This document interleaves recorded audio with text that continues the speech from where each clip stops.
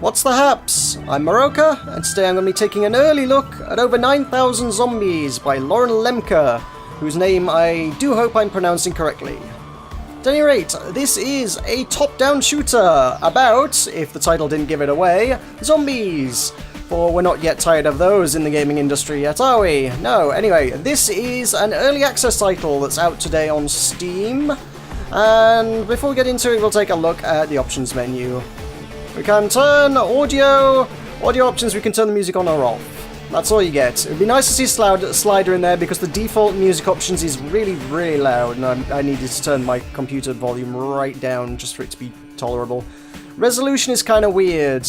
If you change it, it instantaneously changes the window. It doesn't give you any confirmation prompts, and it doesn't care if you picked one that's bigger than your monitor. If you select a resolution that's bigger than your monitor, it'll just instantaneously scale it up, and that's not going to work too well, because if you pick something too big, the menu's going to be off the side of the screen, and you're not going to be able to see what you're doing, which is an actual real problem I had. Don't like that, no. Gamepad dead zone, nice to be able to change that, because mine's a little sensitive at times sometimes. I can change between gamepad and keyboard and mouse, but it's kind of a twin stick kind of affair, so we are going with the gamepad, definitely. So, let us go back to the main menu. But that's pretty much all there is in the options, kind of limited at the moment. No, let's head on in. So, we are this dude, who is a pixel art style and viewed from the top, as one might expect from a top-down shooter. And he's going to be beset by zombies. Move with the left stick, aim with the right stick, and shoot with the right trigger. And indeed, throw a grenade with the left trigger. Is about the shape of most of the controls. There's not a whole heck of a lot more to it than that. I've for some reason got this Magnum equipped. That's not actually the starting weapon. Then the starting weapon is... This is your starting weapon. Normally you get this little pistol kind of affair. And you do need to get a better gun than this fairly quickly. It's not an ineffective weapon, but there are much better ones in the game. There are a whole variety of weapons for you to pick up in the game. And an interesting twist compared to other games of this genre, because, I mean, this kind of thing has been done by other people, but it's kind of interesting insofar as weapons stay between runs. So if I press the shoulder buttons, I can go through a whole bunch of different weapons. I mean, I quite like the shotgun. Shotgun's a good one. So if you pick up a weapon, you will have that next time. There is a gun there. I don't know if I've got it yet or not. I must have it. I cannot pick it up. Guns, duplicate guns do seem to be droppable, so, but not pick-upable, so you do have to. You do find yourself checking a lot of weapons to see if it's something new. As I say, I think there are about 20 weapons total in the game. I don't think I've got all of them, but you've got a good variety of things there. We've obviously got pistols. We've got this shotgun. We've got an AK. If you fancy shooting things up with an AK. They all just vary in range, damage, and rate of fire, so find something that suits your playstyle, I think. I mean, it's a top-down shooter. It's pretty much bullet goes in direction you shoot. They're not really going to be very dramatic. You're not likely going to get recoil or anything. So it's just going to be personal preference based on range and damage and whatnot. And they're all fairly balanced. I'd say that pistol isn't, you know, terrible to begin with at the start. So they're all fairly balanced with each other. We do, as you can see, we're picking up a lot of grenades, and you can carry an unlimited number of them, and it's probably worth. Is that a new gun? Nope. It's worth picking up as many as you can, because some of the zombie hordes get quite crazy later on, so you're going to want to clear them out with that. There are health kits to restore your health. You have 100 health, and a health kit restores 10. And the aim of the game is pretty much this: run around, picking things up, and survive as long as possible. There are some power-ups. As you saw, I got some speed boost not so long since. They could appear as kind of a barrel with a green arrow on it, which is a weird icon, but that's they all look the same. Like that, double damage. There we go. There's one. Great. Just in time for me to talk about it. And if you pick up another one, it overwrites the old one. So now we've got God mode. Probably would have been better sticking with a double damage, to be honest, but for a short limited time, I am God! Which does not mean I get to one-shot smite them, unfortunately, but it does make me immune to damage, which is still pretty nice. So we also have this day cycle. As you can see at the top, it says day 1, and you may be noticing it's getting a little bit dark around here. The light is fading as we come to the night time of day 1. I'm going to go back. I'm going to find my shotgun because I do like sticking with a shotgun. It does clear out a crowd pretty nicely. The AK is not a bad weapon, but shotgun is where it's at for me, personally. So, as night falls, you can see the zombies are going to start casting shadows, and it's going to change dynamically based on where I am. I'm the light source, it seems. And that's kind of cool. I really like this lighting, this sort of dynamic lighting at night. I do think there could be more light sources, to be honest. I mean, if we head over here, there is kind of this barrel fire or some sort of fire going on over here. And as the zombies approach, they just, yeah, the only light source is me. The barrel fires, or whatever the heck, the fires, they don't cast any light.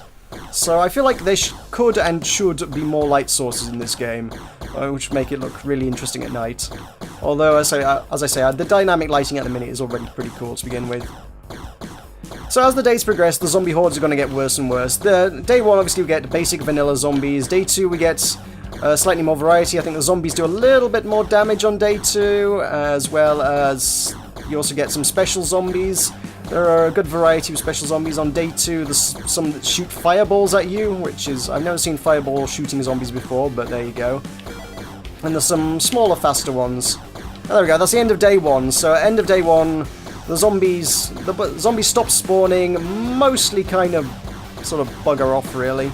And you get about 60 seconds worth of respite to bunker down and clear up. We do have these buildings, there are lots of buildings. These are useful for cover, and I shall be doing something in a moment to use it. But we also have a crafting system. If I press B, we can bring up these crafting menus. The scrap metal that I've been picking up, you may have spotted them, they allow us to build turrets. So if I go into the menu, by pressing B, we can move around with the D-pad. It's kind of an awkward menu, because you're allowed to play the game at the same time. I can still play while I'm in these menus, but then I can also build these turrets through the menu. So there we go, I've got a shotgun turret. And I have 28 left over, so it might be worth my while getting a grenade turret that does not consume grenades. Sure. So if I hang around this area, I'm now defended on both sides from turrets. So as Day 2 starts, everybody loves diversity. Enemies get more health, not more damage. That was wrong. Okay. It does seem to be a consistent thing. Each day is sort of pre-scripted. You're going to get the same things each day. Day 2 is always everybody loves diversity, more health, and you get a few more zombies. So it's the same experience every time. I would be interested to see a mode in which effects were randomized each time. So that would be kind of cool. So you never know what to expect on a given day. That'd be pretty neat. There's a health kit over there. I should probably be trying to go get that. If I don't get myself eaten. I got myself eaten getting to it. Of course I did. I should be using more grenades. Grenades are powerful and good. Yeah, there we go. They do clear out a crowd, and they usually drop more grenades than you've used anyway by throwing them. So you do very rarely run out of grenades. The turrets have their own health as well. As you can see, they've got their little health wheel around them. And most zombies won't get close enough to kill them, but sometimes the zombies that have got projectile attacks, like these flamers over there, they can... Oh my god, can the zombies set each other on fire? That's a thing I didn't know was possible and kind of cool. Yeah, these projectile zombies, the flaming ones, they can damage your turrets, and you'll have to repair them with more scrap metal if you do so. If they do so. Otherwise they'll get destroyed and you'll have no turret. And there is a limit of up to 6, as you can see at the bottom. It says 2 out of 6 at the moment. So you can, if you can find a good building. This isn't a bad little area. I mean, if I stand in the middle here, there are only 4 directions to approach from. We've got some cover in the 4 corners. So if I put another turret here and another one on the other side, if I had enough scrap metal to do so, I could actually... There's some scrap metal, that'd be nice. Just need to keep picking up. Just keep hoarding scrap metal is the name of the game. I could get this where I've defended it on all 4 sides, which would be pretty neat. Let's keep throwing grenades. There's Please Be God mode. No, it's no reload. Okay. I do want to clear these guys out because I want the power-ups. Oh, incendiary rounds. Sweet. Burn, zombie, burn. Nice. There's a bunch of different power-ups. They're all pretty cool. As I said, there's a lot of zombies. Plenty I haven't even seen. I mean, if you go into the screenshots on their website, there's like zombie dogs and stuff. I've survived to day 5, which, judging by the leaderboards, is reasonably impressive in its own right, but I have not seen any zombie dogs in my travels. That's not a thing I've found. And then there's other zombie types as well. It's mostly been these standard guys, the green guys, who seem to be a bit faster than the usual ones, the fire ones, and I think that's about it. Day 3, the zombies do more damage. Day 4, you get just the green zombies. Day 4, you get just the fire zombies, which, incidentally, is horrible. I don't like that day at all. Oh god. I'm going to get myself killed trying to get to that power-up. I shouldn't be doing that, but there's a lot of scrap metal there as well, and I do want it. So, I do find myself getting greedy from time to time, and I do need to pick up more power-ups whenever I do. So, how much have I got? I've got 68. I can get another... Let's get a rocket turret in over here. The rocket's pretty cool. As you can tell by their cost, the rockets and the shotguns are pretty good at clearing out zombies. I mean, they cost 50 scrap metal a time. And given the fact that a lot of these zombies are getting stuck on the other side of the river, this isn't a bad little hold point, because they are dumb as bricks. These are not smart zombies. Their pathfinding is weak at best. If you can put an object between you and the zombies, they'll just sort of crowd around the opposite side of the object and not really do much. So some of that... They do disappear after a while, so some of that stuff faded out, I think. Let's see what we've got over there. God mode! Good. That's why I need to get back to my base, really, isn't it?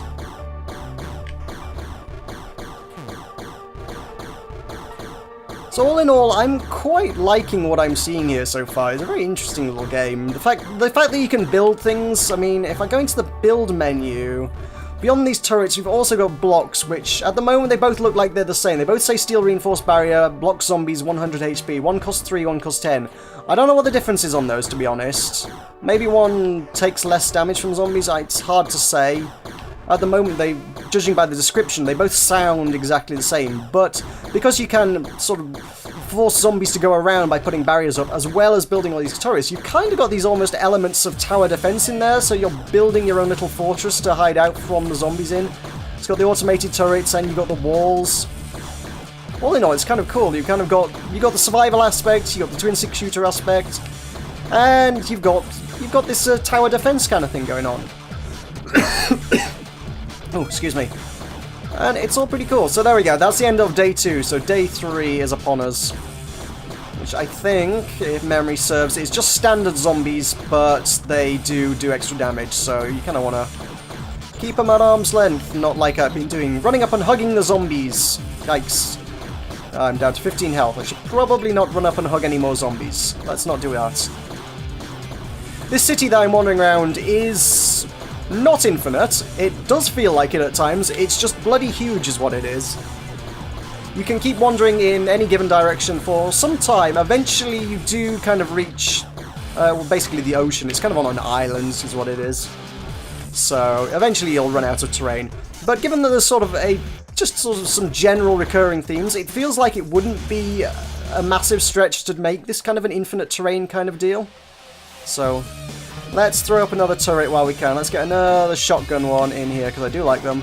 There we go. So I'm now protected on 4 sides, so it's not a bad little fortress that we've got going on here. If I have the scrap metal, I might throw a grenade launcher in the middle. So yeah, you can wander around this city for some considerable amount of time, and you will... I've just got an achievement called Name of the Game, which means I presume means I've killed over 9,000 zombies at this point. Haha, very good. So, I forgot what I was saying. Something about the terrain, yes? The terrain, as I say, it's huge. There's plenty to keep you exploring. If you keep wandering around the city, you will find new buildings and new terrains, but I feel like it wouldn't be a huge stretch to kind of make an infinite terrain kind of thing, a procedural generation kind of thing, just with a few standard buildings and rivers and things. It does seem like that would be plausible, and I would love to see that.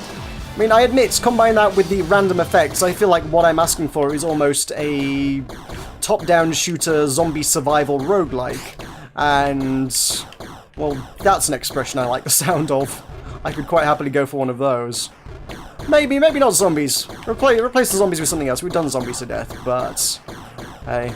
What we've got here is pretty fun, and as I say, it is early access, so obviously there is a scope for introducing new features and things and improving the game as time goes on.